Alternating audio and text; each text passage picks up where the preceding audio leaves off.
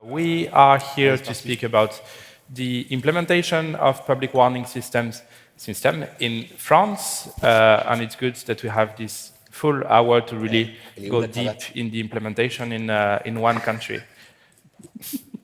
So you may wonder why France. I think what is interesting with this country is that French authorities are currently implementing a system that combines different technologies, especially cell broadcast and location-based SMS. Both will be used as part of the so-called FR alert system. Cell broadcast was already introduced last year and has been used twice already, and LB-SMS will soon be available. So that's quite interesting, and also what is interesting in the French implementation is that it involves many different actors with a strong focus on the population, and these actors are represented here by these three people. So I'm going to introduce you. We have Romain Moutard from the French Ministry of the Interior to represent the authorities and the operational parts of the implementation. Charlotte, you will speak to us about the implementation part, the more technically. You work for Intersec, which is the company who is providing the public warning system in France.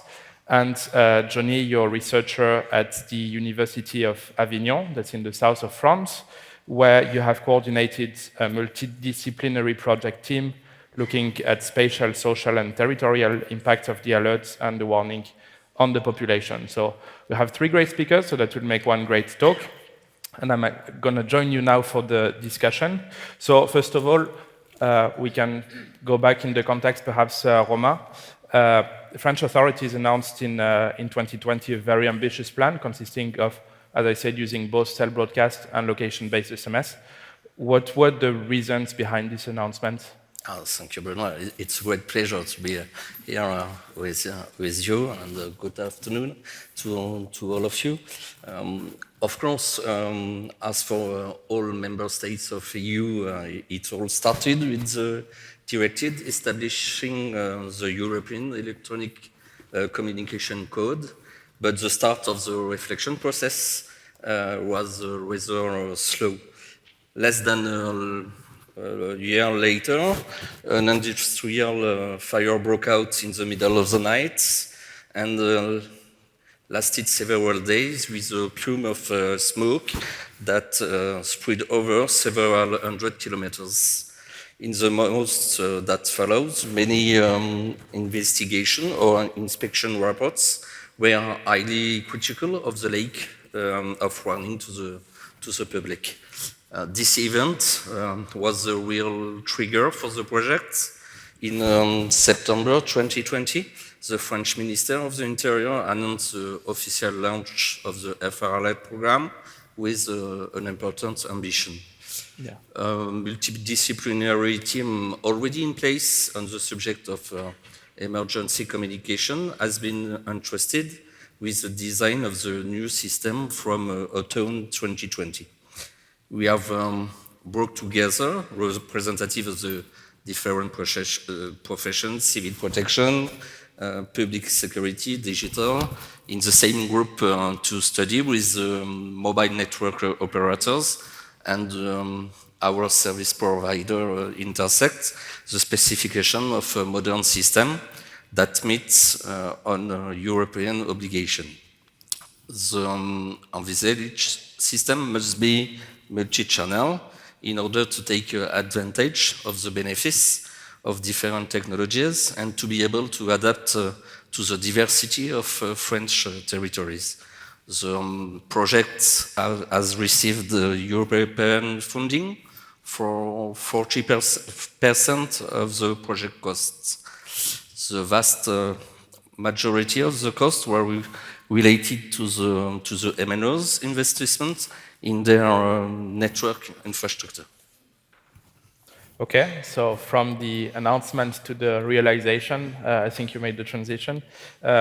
Charlotte, so Intersec was chosen to implement France's public warning system.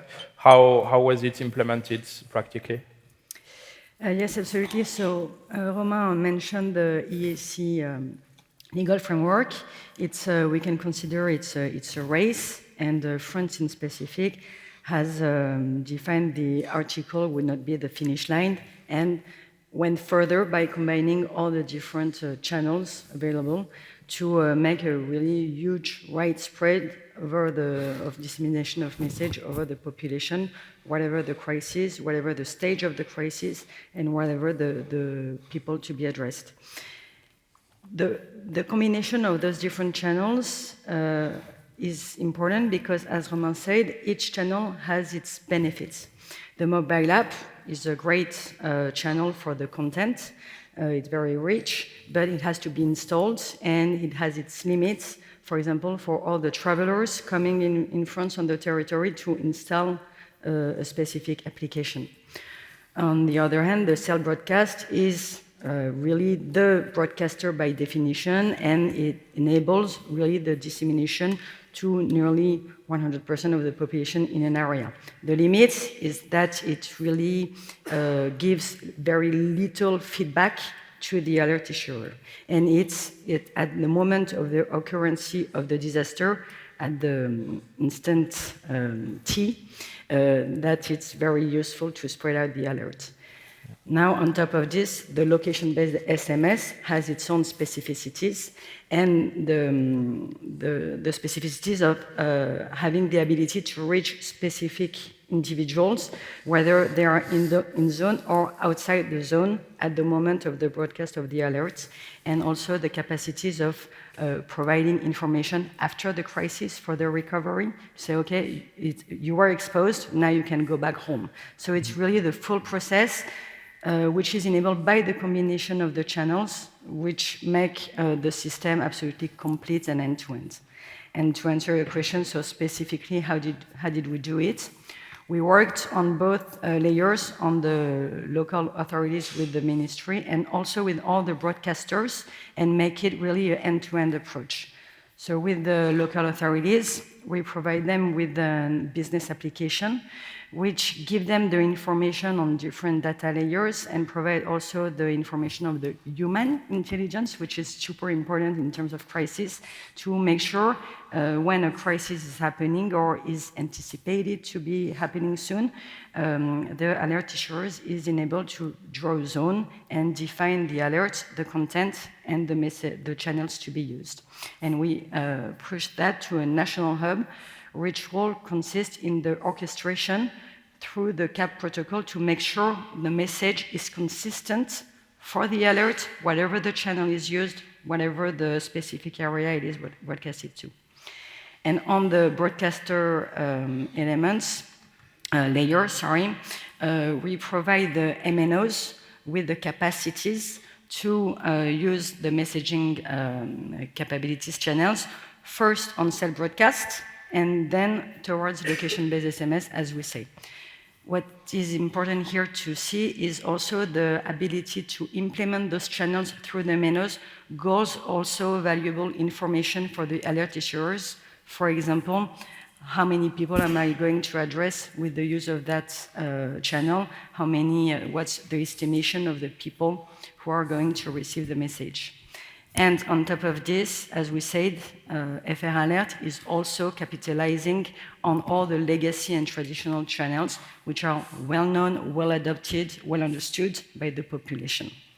Once we've done all the interconnection between the upper layer and the down layer, but it's not very nice to say, the south layer for the broadcasters, we run all the tests on a granular, local, regional, national, but also on the specificities.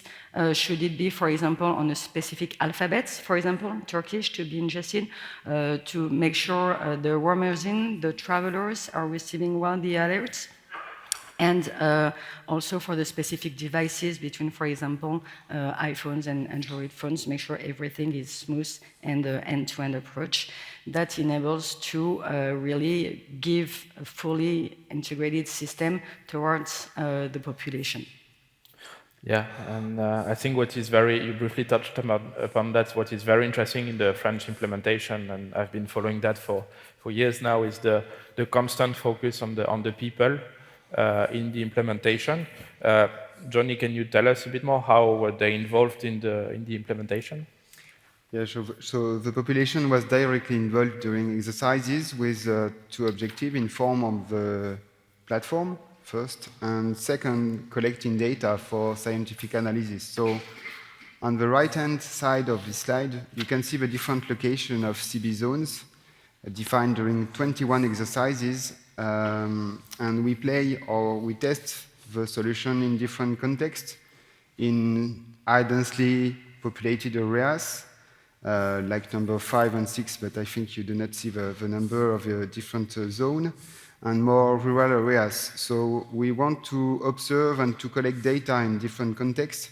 And interestingly, 2/3 of CB exercises were scenariizing industrial accidents, and the others floods, threats, and nuclear incidents.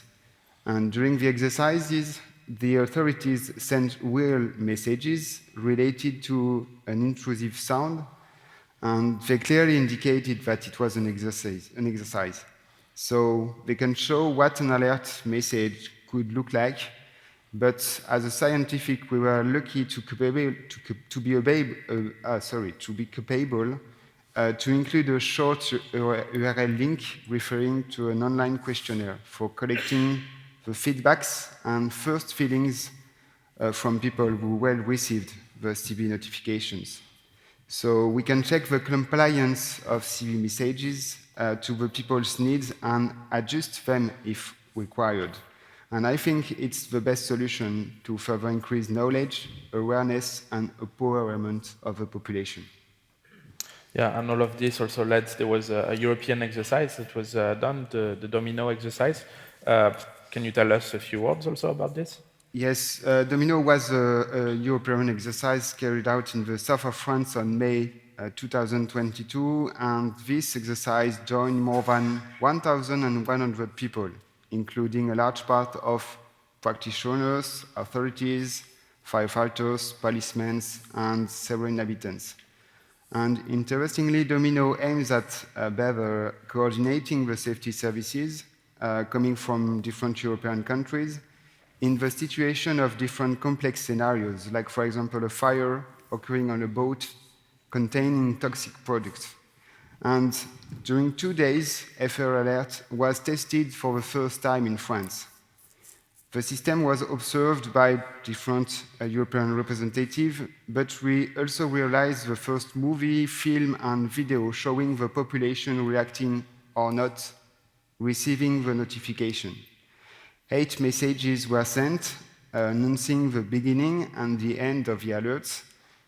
It was exercises, but a new situation can require to send new messages. And for example, on the left-hand side of this slide, the alert zone changes in space and time with a northerly wind leading the toxic cloud to move southeastwards. So the CB zone can change, and we can adapt the message. And now, if prefect decided to alert the population, they can change the content of the message. So we can, you can also show the first message was first tested in France the last year. Yeah, that's very interesting, and it's quite interesting how you change the zone of the alerts depending on the wind. Let's go back to the implementation part. One of the key challenges also is the diversity of actors. Romain, how do you ensure that all these actors are trained on using FR alerts? Indeed, Benoit, the actors are many and varied. Training is an essential aspect of our project. Several hundred users have been trained by our team or by reference who allow us to multiply the courses throughout the country. This essential efforts must be continued over time as the system includes a new feature. Maintaining what we have learned despite the turnover of users is our challenge. Recurring exercise contribute to this goal. This is a big challenge, and the master word is training.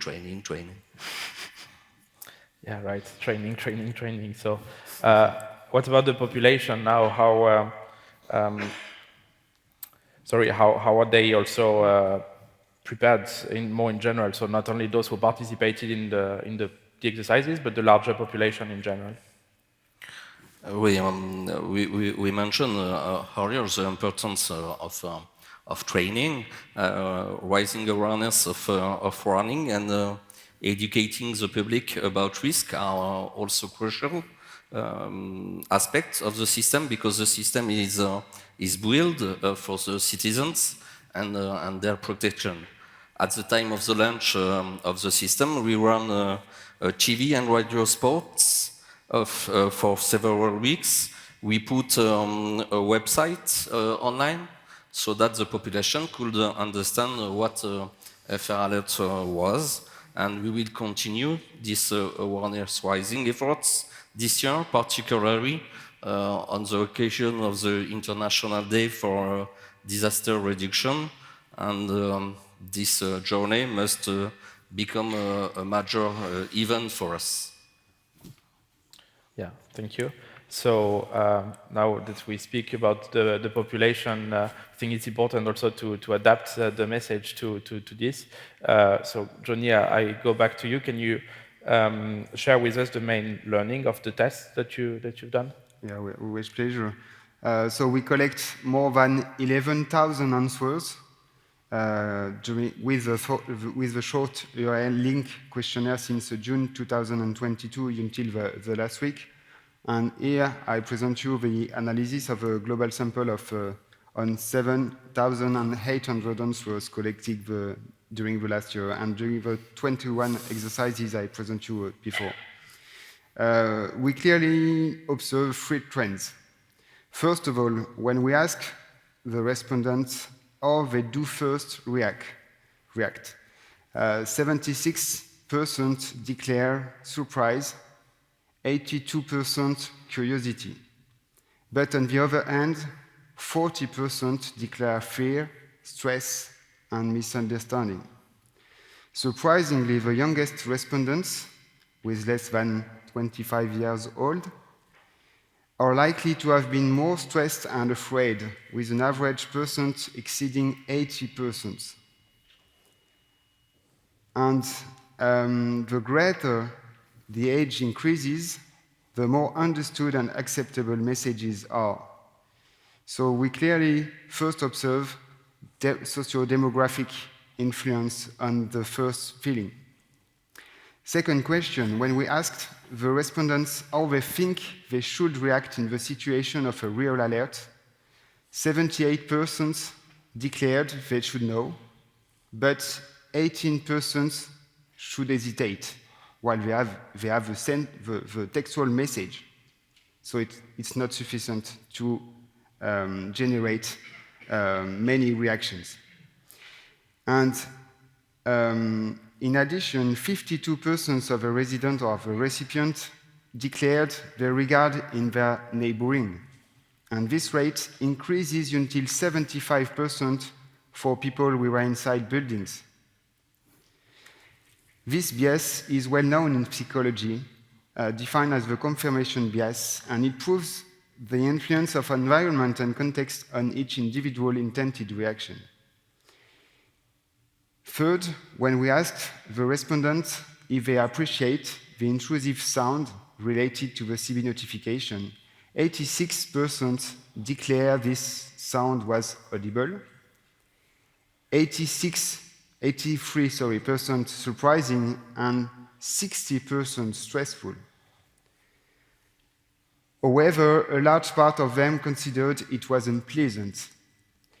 And films and the body or observation of the body language of the people we observed during the exercises confirm that a large part of people does not relate the sound with their own phone.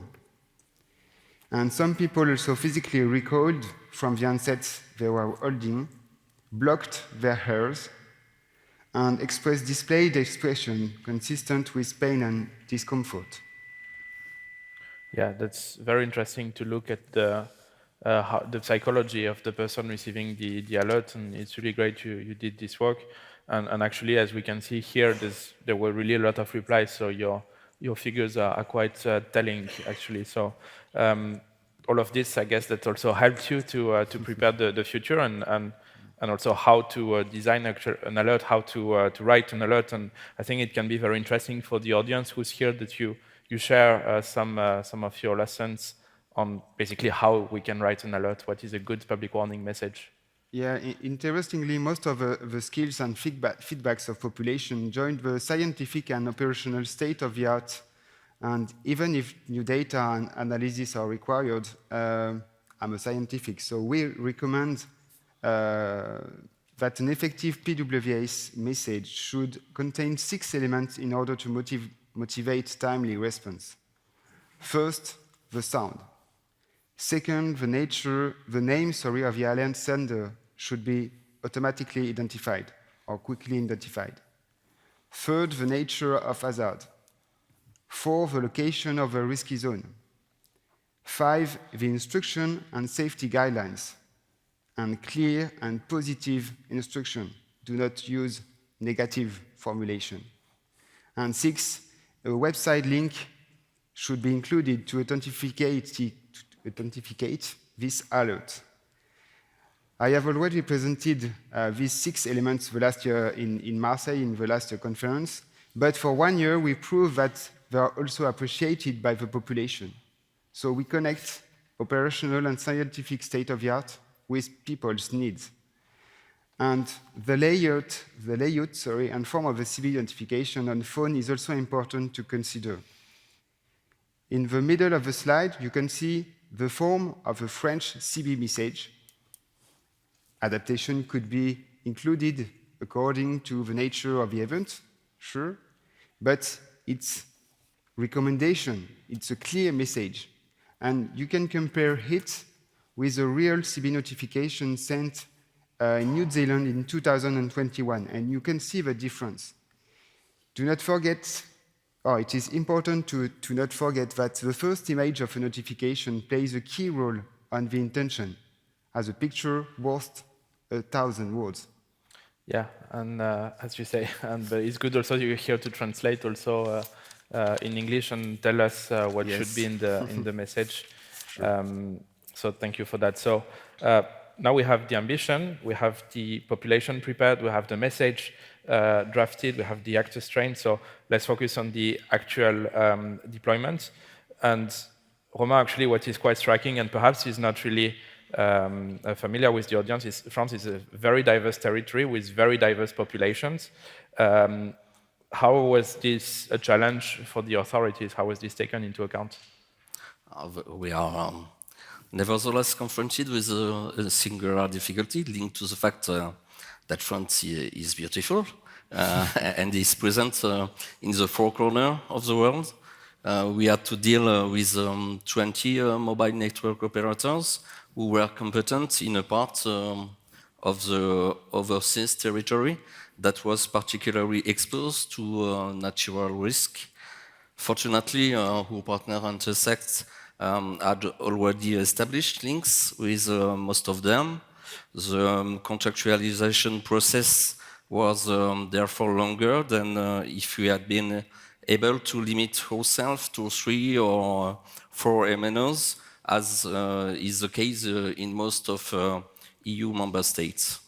Moreover, some of these territories have particularities that must be taken into account.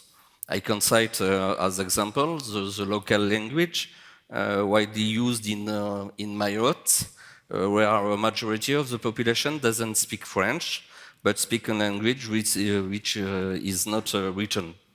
Another example is common radio coverage in part of the island of St. Martin's with the Netherlands, which is a technological complexity.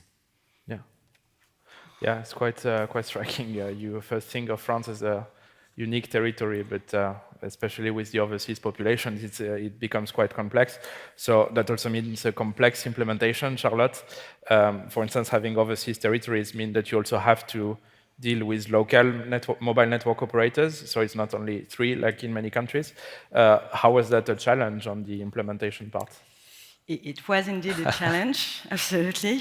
So the FRLN deployment involves a huge variety of stakeholders, of MNOs, but also with very specific territories, as Romain just said. So we actually did our pilgrim stick and address each specifically, with each MNO specifically, to make that possible. To begin with, there are some very important questions to raise before entering in a specific deployment for each MNO on a territory. Is first to understand really the objectives and the territory, the infrastructure within that MNO. And to begin with, we had to answer 3 major questions. The first one was, what is a territory? Is it condensed? Is it fragmented? How is the coverage on it? Is it 2G, 3G, 4G? Are the radio access networks compliant with cell broadcast? What are the devices used by the population on that given territory? Are they using devices which are cell broadcast compliant? And when we have those answers, we are able to really frame the technical scope that we need to deploy to make the alert towards population possible. And we do that obviously with the great support of the ministry, making possible the ease up of those process. So once we had those functional and technical scope defined, we had to deploy it. Yeah. And as we said, French overseas territory is very, very diverse. You have population from a few thousands people, inhabitants, towards nearly 1 million inhabitants territory. Obviously, an MNO staff, the staff teams reflect the population. So we had some very, very small teams, and we had some great teams. Now, it's true that working with MNOs for almost 20 years now with deployments on the internal scale, we had that experience, and we were already installed within the major French metropole MNOs, which eased up our ability to deploy within their affiliates, and also the very specific, more smaller independent MNOs overseas. And we did a day-by-day project deployment with a lot of staging, yet with the capacity to replicate the best practice learned from our previous experience and having a more industrialized approach in the deployment of FRLN for the whole French territory and the plural territories. So one territory, different MNOs, different sizing, different teams, different needs, different objectives. Sorry, I forgot to pass that out, but I was telling you, so it's the same. And all of that with that one major public authority layer, dissemination on specific, regular, individualized channels for specific broadcasters within that consistency enabled by the CAP protocol, which is really the key message here we want to spread. And as we speak about the overseas territories, actually by coincidence, one of the first usages of cell broadcast was in the Reunion Islands, which is in Africa. So it was a few weeks ago during the Cyclone Freddy, no link with our colleague.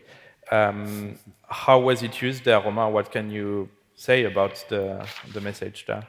The advantage of cyclones is that they are a predictable risk, and the local authorities have done a very good job of preparing for it and alerting people to the risk of flooding on the coast. The reaction and feedback from citizens was good, so we can say that this is a good first experience in 2023. Okay, and so first of all, I recommend everyone to go to the Reunion Islands because it's super beautiful. But now you'll know also that if you go there, you will be warned in case of disaster, which is great. So such a diversity in the territory, but also in terms of risks. highlights the importance of a multi-channel approach in general. We mentioned that, and also the importance of CAP. How is this being done concretely, Charlotte? Absolutely. Concretely,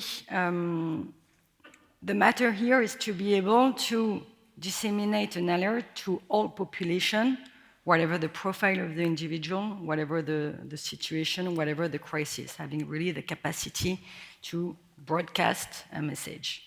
Yet, as we said, according to the situation, you need to adapt and fine-tune the process of the alert towards the proposition. It depends also on the channel to be used. And using that combination of channels enables really to cover all the specific needs of each levels of the crisis. And for example, you have some crises which can be better anticipated. We talked about the access to data layer, open data, to make sure you've got the holistic view of what's happening on a given territory, of the situation. And for example, in case of a flood, you'd rather have a location-based SMS at first to warn people in the area or in the surroundings, or having declared they are interested in a specific area, to say, be careful, close the door, take a shelter, for example, and then use the cell broadcast because, okay, this is happening now, cover, take shelter, and then use again, for example, location-based SMS, say, okay, this is past, you can come back home. And it's really, we talk a lot about the mobile-enabled channels, because this is where the more innovation resides, and we really take the use of all devices we all have in our pockets. But it's really important for us also to emphasize on the combination with the legacy channels. And when you have more personalization capacities for the mobile, we talked about the language specificities, for example. You also have the words spread out through the sirens, and to come other channels, such as the satellite, for example. And doing so, it's, again, very, very important to keep the consistency and the seamless integration of all the stages of the crisis and of the stakeholders included in the management of that crisis and the broadcasting of the alert, from the public authorities towards the population, getting through the broadcasters. And that's enabled also by everything that can be done before the crisis. I'm talking about the templates, I'm talking about the definition of messages with the help of the return of all the tests which have been done with the population. Make sure you address correctly through the right channel the people, giving them the valuable information they need, doing all the automation, everything that can ease up the process of having that responsibility fulfilled to warn and protect the population by the public authorities. Yeah, I really like that part, the right channel for the right situation. That's, yes. That's really important, and I think France is one of the very few countries in the world to implement CB and LB SMS, so cell broadcast and location-based SMS, which is really interesting. So I think the word I use the most since the beginning of this talk is diversity and diverse. There's one type of diversity we haven't covered, is the diversity of levels, because also from an external perspective, we tend to see France as a very unified country, but it's actually quite decentralized with many different geographical levels. So the system should go from very national, and we have here Romain from the Ministry of the Interior, to the very local. Charlotte, what can you tell us about this, about how you're going to go to the local level? It's true that on top of the specificity of the French territory with the overseas, globally in all countries actually, we have specific organization with different levels of authorities, and with that goes also the extent of the territory you are responsible for. And when you go towards the national and regional levels, you've got a great territory, a great extension of territory, but you have limited users because you've got a very condensed hierarchy and exercise of authorities. And the further you go into the local authorities, the territory gets a bit smaller, but with that goes a plurality of users. I'm talking about, for example, villages. You've got thousands in France. With each village, you've got a mayor in charge of the security of its own population. The good fact is that the smaller the territory is, the greater knowledge the mayor has of the specificities of its own territories and its inhabitants. And this is why there is a complementarity between what the public authority, the national authority, will have to spread towards all population, no matter what, in an instant vital need and reach towards the population, and in complement, the need for local authorities to be able to address more specifically each one of its inhabitants according to what he knows from them and on his given territory. This is why at Intersec we propose FR Alert, which enables national and regional authorities to use those broadcasting channels to really spread to nearly 100% of the population. No matter who they are, they just need to be informed, warned, and saved. And for the local authorities, we complement with a proposition which is called Trela, which answer the specific needs of the local authorities for refined targeting. For example, if I take the case of a heat wave in France, you'll have a national authority using FR Alert to broadcast to all the population exposed about the heat wave, and the mayor of a village can replicate and complement the message by providing very specific and contextualized information to one another. For example, a senior woman would rather be alerted through her landline phone and a voice message with the specific opening hours of the health center around the corner in the village, and the parent of a kid going to school, of a toddler, receiving an SMS or a notification on a mobile app, reminding him that it's super important to wear a hat and have a bottle of water at preschool tomorrow. So it's really the combination, taking into account the specificities of one another on the exercise or their legal competency to secure and alert the population. Yeah, and it's also very important regarding also the trust in the authorities sending the alerts, because usually the local level is very trusted. So absolutely. It's the proximity in that case is the key. Yeah. That's someone you can relate to. And as you said, there's like 35,000 mayors in France, so... Even more? Yeah. Yes. As we speak now also about the perspective and opening to the future, also, Romain, what remains to be done now for the implementation of FR Alert? We still have a lot to do. Yeah.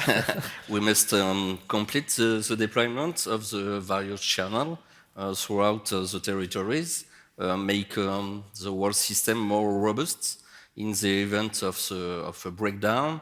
We need to be as prepared as possible for the major event to come, such the Rugby World Cup this year, or the Olympic Games in 2024. All this while continuing to train and raise awareness. We think that FR Alert will quickly show its interest for Amber Alert, for example, or pandemic or health alert, maybe. Yeah, indeed, there's many things to come in France with the Rugby World Cup and the Olympic Games. In terms of perspective, also there's one that is coming in France in the next week. So we'll see a demonstration of Galileo emergency warning satellite service, which is basically the use of satellite systems to broadcast public warning alerts, which is very good, especially when the telecommunications network are down. So that can represent a good complement, and there will be a demonstration in France in the next few weeks. For those of you who are interested, we'll have a session about that tomorrow morning on ensuring continuity of public warning with satellites. So let's go back to the demonstration in France. What do you expect from this? The experience of EENA in 2017 was a learning experience. Telecommunication infrastructure was unoperable because it was destroyed by the storm. And we believe that the EWS, with its global coverage, could be a good solution for these use cases. And EENA, Telespazio, CNES will explain you what is the benefit in Toulouse in June. Yeah, early June. So that will be to be followed. So to conclude, unfortunately, it's already time to conclude. We can speak for more hours. But I see many public authorities actually in this room who are implementing public warning systems, and it's great that you guys joined. What can you share with them in terms of like lessons learned? What recommendations can you provide to them? I don't know who of you wants to start. I'm a scientific, I'm a geographer, so I think I have two ideas. First of all, I think that the public authorities should or could work with or integrating technical, operational, social, different dimension to have a global overview of the process. And we know that several countries deployed recently cell broadcasts. For example, IT Alert was tested 1 month ago, and they collect more than 2,000 questionnaires. So it could be interesting to observe the different reaction of people and to see if there's also cultural aspect. We know that they play in the understanding of the alerts. And the second, we have many things to do, and I think the France is a good example to show a good collaboration between technological, operational, scientific dimension, and it's not sufficient. It's not a bad view, but if you see the notification sent during the Friday event, you have negative formulation. So it could be it's not a recommendation, but it was used in the reality. So we need to progress, and mainly to allow the authorities could evaluate the message. So this message was sufficient? How many people sent or receive a message and understand what happened? So we progress, and I think it's my conclusion. Yeah, but that's really great, and that's really important. In the end, it should be the conclusion, perhaps, of this presentation also, it's really for the people, so it's understand, they receive, and they understand the message. Charlotte, you have some lessons to share?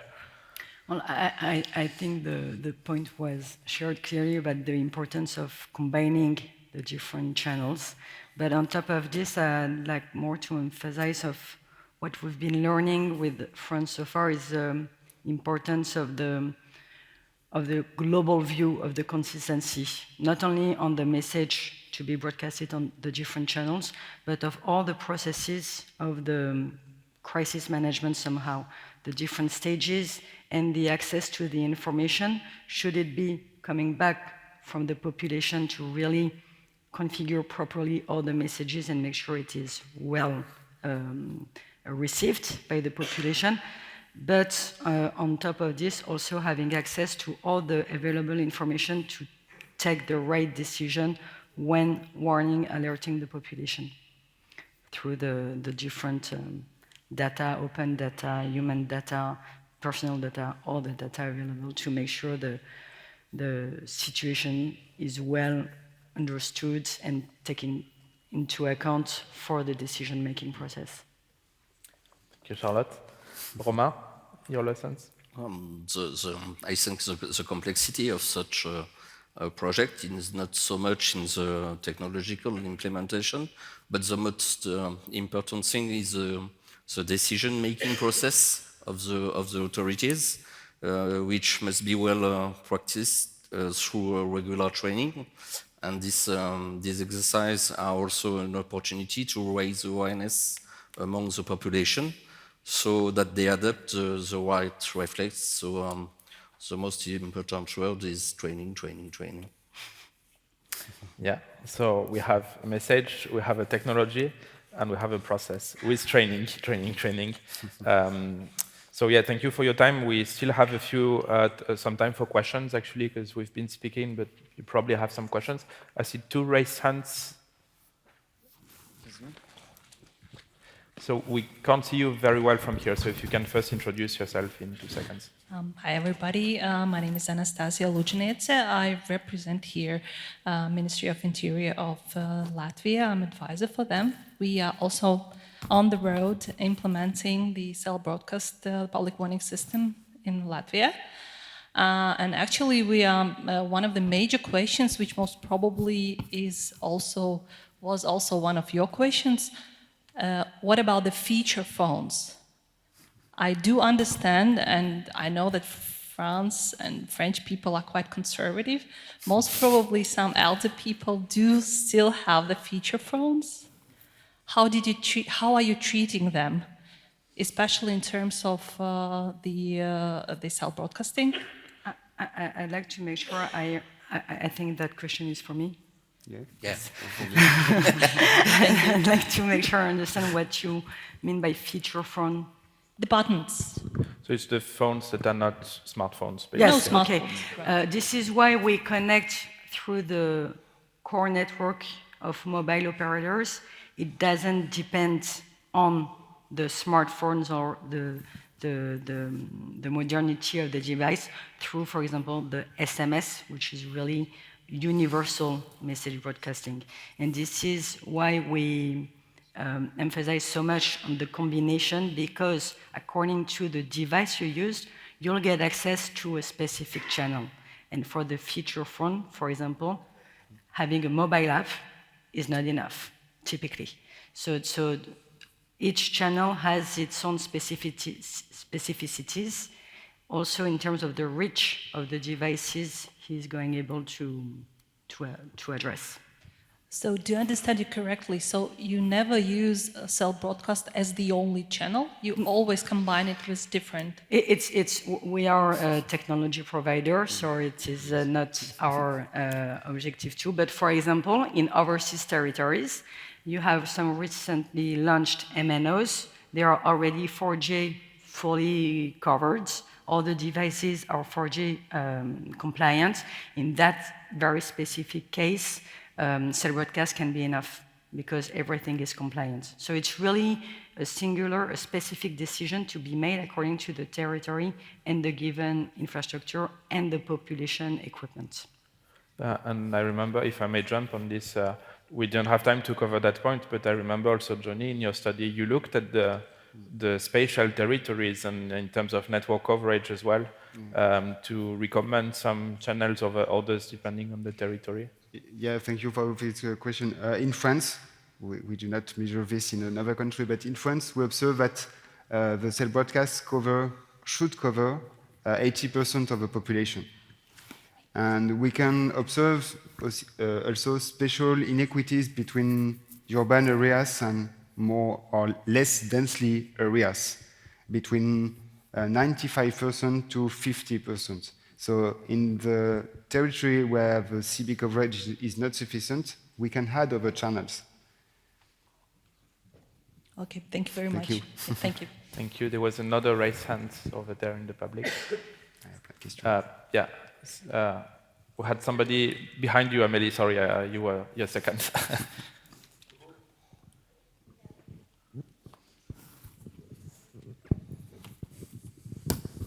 I'll start with asking the questions and I'll pass the microphone down a few rows.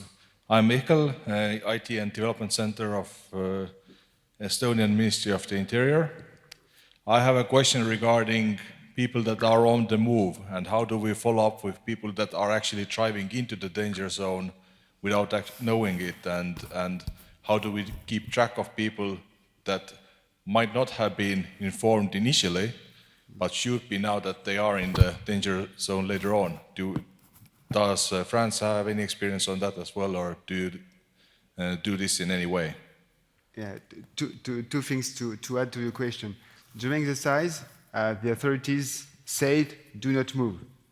Do not play the real instruction. So it was the first answer to the question. The second is, we know in advance the CB zone and the theoretical danger zone. So we go inside the zone and we observe people. But the limit is that we observe people in the public street or road who are not inside each building. So we observe people just how they react receiving the CB notification with sound. Okay, I think I need to specify a bit. For example, meant that if we have a cyclone coming and you warned the beaches or the people in the beach areas, but there are also people moving from inland to the beaches, that how do we catch also those people and follow up with them as well? It's technically speaking, because we are connected with, again, the core network of the mobile operators, we are able to first